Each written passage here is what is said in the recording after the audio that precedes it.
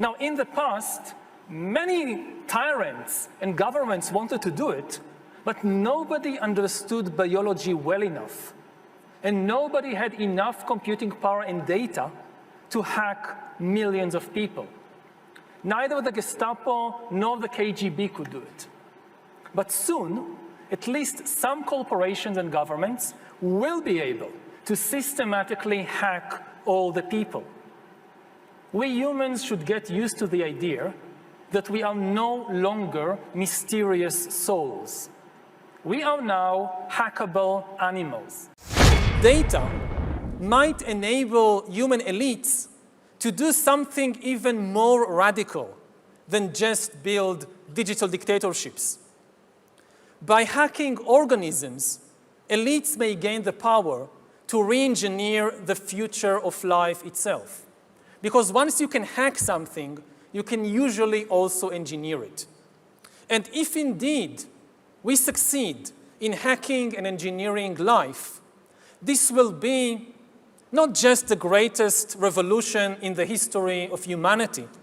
This will be the greatest revolution in biology since the very beginning of life 4 billion years ago. For 4 billion years, nothing fundamental changed in the basic rules of the game of life.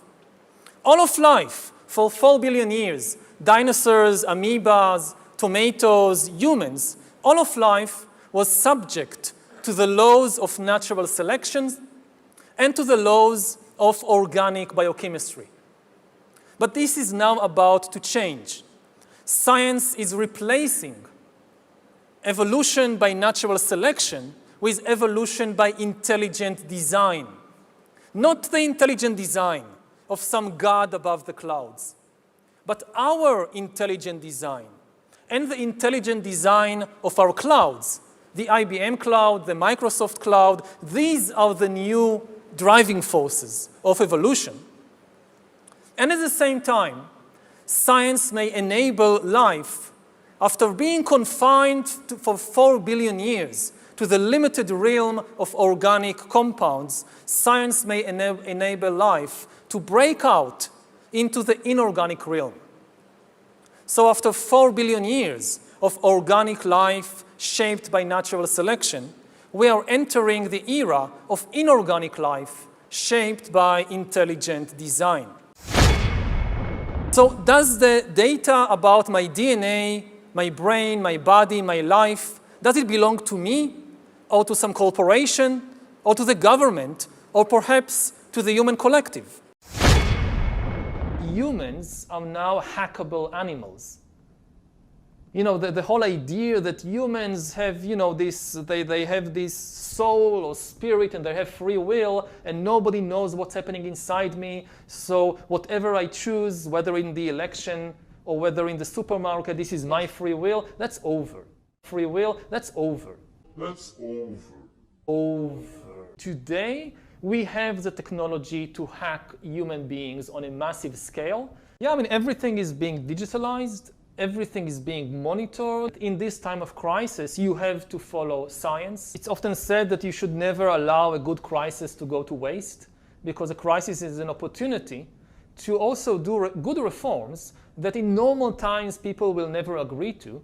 But in a crisis, you see, we have no chance. So let's do it. Vaccine won't help us go the to the test, of course. The vaccine will help us, of course. It will make things, you know, more manageable. Surveillance. People could look back in 100 years and identify the coronavirus epidemic as the moment when a new regime of surveillance took over, especially surveillance under the skin, which I think is maybe the most important development of the 21st century, is this ability to hack human beings, to go under the skin, collect biometric data, analyze it, and understand people better than they understand themselves. This, I believe, is maybe the most important event of the 21st century. One of the features of this fourth industrial revolution is that it doesn't change what we are doing, but it changes us. The difference of this fourth industrial revolution is it doesn't change what you are doing. it changes you. If you take genetic editing, right. Just as an example, it's you who are changed. Yeah. And of course, this has a big impact on your identity. Yeah.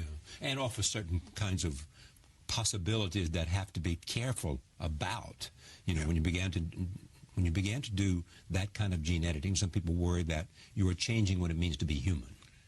That's the problem. And of course, the new industrial revolution offers us many opportunities, but it raises manifold questions on the ethical, but even legal implications.